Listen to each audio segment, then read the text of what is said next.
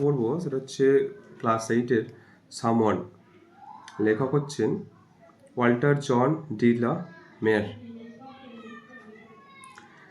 যে কবি যিনি ছিলেন ওয়াল্টার জন ডি লা মেয়ার, তিনি একজন ইংলিশ পোয়েট ছিলেন। আমি আগে পড়ছি ভালো করে। Walter John de la mower was an English poet, short story writer, and novelist. He is probably best remembered for his works for children and for his poem The Listeners. His career as a writer started from about 1895 and he continued to publish to the end of his life.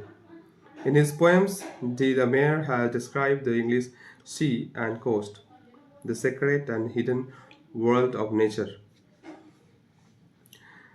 এই কবি, তিনি একজন English কবি ছিলেন এবং তার লেখা সব থেকে যে তিনি একজন শর্ট স্টোরি রাইটার ছিলেন, মানে ছোট গল্পকার এবং নোভেলিস্ট, মানে ঔপন্যাসিক। তিনি বিশেষ করে লেখালেখি করতেন বাচ্চাদের নিয়ে। হ্যাঁ, সেরকম ধরনের কবিতা। এই কবিতায় যে আমরা সামওয়ান কবিতায় যে মেন পয়েন্টগুলো কি জানবো না, প্রথম হচ্ছে কি ইনসিডেন্ট ঘটলো এই কবিতায়। Someone knocks on the wee small door. কবি জানেন না, প্রথমত কবি জানেন না যে কেউ একজন তার দরজায় কড়া নাড়ছে। সেকেন্ড কি তার প্রতিক্রিয়া হলো এই যে দরজার কড়া নাড়াটা, তার কাছে তার প্রতিক্রিয়া কি ছিল। The poet listens, opens the door and looks left and right. তিনি ভালো করে শুনলেন, লিসেন্স মানে শোনা। তিনি লিসেন করলেন যে সত্যি তো মানে দরজায় কে নক করছে। তা তিনি যখন ভালো করে শুনলেন এবং এদিক ওদিক তাকালেন, দেখলেন, দেখে কি হলো না, তিনি কি আবিষ্কার করলেন, তিনি দেখলেন যে not is stirring, the night is steel and dark. মানে বাইরে কোনো স্টিল মানে কি নড়াচড়া, কোনো নড়াচড়ার শব্দ নেই, কিচ্ছু নেই, শুধুমাত্র চারপাশ নিস্তব্ধ এবং অন্ধকার। এটাকে এই যে নিস্তব্ধ অন্ধকার বলছি, কিন্তু সেই সময় আমরা শুধু দেখতে পাই যে প্রকৃতির একটা আওয়াজ আমরা শুনতে পাই। সেটা শীতকাল হোক বা যে কোনো ঋতুতেই আমরা দেখতে পাই। বিশেষ করে শীতকালে ঝিঝি পোকার ডাক, গুবরে পোকার ডাক দেখতে পাই। দ্য নেচার সাউন্ড, প্রকৃতির শব্দ। বেটেল ট্যাপিং, স্ক্রিচ, আওয়াজ, কলিং, ক্রিকেট, হুইসেলিং। এখানে গুবরে পোকা কী করছে, শব্দ করছে, প্যাঁচার ডাক, ঝিঝি পোকার ডাক, এই সমস্ত কিছু শোনা যায়। তা সত্ত্বেও তার কাছে একটা রহস্যময় জিনিস হলো যে কে তাহলে দরজাটাকে নক করছে, কে দরজাটা ঠকঠক করে ডাকছে। এখানে মিস্ট্রি কি, রহস্যটা কি না, দ্য নকার্স আইডেন্টিটি রিমেন্স আননোন। এখানে যে নক করছে দরজাটা, সেটা কিন্তু কবির কাছে অজানা। একটা ভয় পাওয়া রহস্যময় একটা জিনিস, যে কে করে তার কবির কাছে কিন্তু সম্পূর্ণ একটা অজানা শব্দ, যেটা কবি খুঁজে পাচ্ছেন না। এই যে এখানে আমরা এবার বিস্তারিত আলোচনা করবো যে ডিটেল ডিসকাশন কি, দ্য মিস্ট্রিয়াস নক। এই যে রহস্যময় যে কড়া নাড়ার শব্দটা কি হয়েছে না, the poem starts with a sudden mystery. হঠাৎ তিনি কি করলেন, গভীর রাতে দরজায় কড়া নাড়ার ডাকটা শুনতে পেলেন এবং কি না, তার হচ্ছে উই স্মল ডোর। উই মানে কি, উই মানে হচ্ছে আমরা যেমন বলি সেকেন্ড পার্সন, আর এটা মানে হচ্ছে খুব টাইনি, ভেরি লিটল। ওকে, কেউ একজন কড়া নাড়ছে। The poet is absolutely positive that he heard it, which is why he repeats the words I am sure sure sure.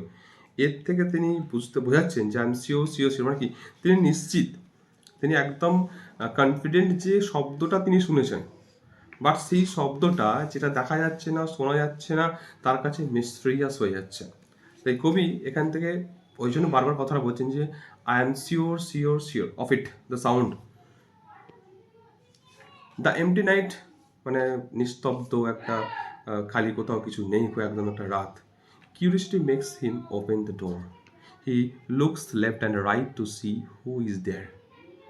আমাদের সামান্য যদি এখন দরজাটা কেউ কড়া নাড়ে, তাহলে আমরা অবশ্যই দেখতে যাবো যে কে কড়া নাড়ছে। এরকম গভীর রাত, সেখানে কবি দেখতে পাচ্ছেন যে কেউ একজন কড়া নাড়ছে, শুনতে পাচ্ছেন, কিন্তু সেখানে তার জানার একটা আগ্রহ যে সত্যি তো এত রাত্রে কে। তাই তিনি দেখতে গেলেন আগ্রহের সাথে। There is absolutely no human presence, or as the poet says, not there was a stirring. কবি দেখছেন সেখানে কোনো নড়াচড়া নেই, কোনো শব্দ নেই, কিচ্ছু নেই, না নো হিউম্যান প্রেজেন্স, কোনো মানুষের উপস্থিতি নেই। যে দেখবো যে মানুষ যখন মতো দরজায় কারা নাড়ে, মানুষ এসে টোটো করে আমরা দরজা খুলি, কিন্তু সেখানে কিচ্ছু নেই। তাই জন্য কবি বলছেন যে there is absolutely no human presence, or as the poet says, not there was a stirring, কোনো নড়াচড়ার শব্দ কিছু নেই গো। The sound of the forest, এখানে সাউন্ড অফ দ্য ফরেস্ট মানে আমরা জানি প্রকৃতির একটা শব্দ। Since there is no person outside, the poet's attention shifts to the sounds of nature.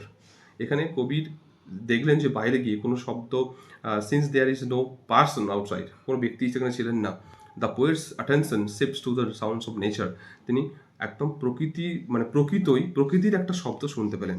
But যে শব্দটা কবির কাছে মনে হয়েছে যে রহস্যময়, যে কেউ একজন করা তো নাড়ছে, কে নক করছে দরজাটা, he hears a busy beetle tapping on the wall.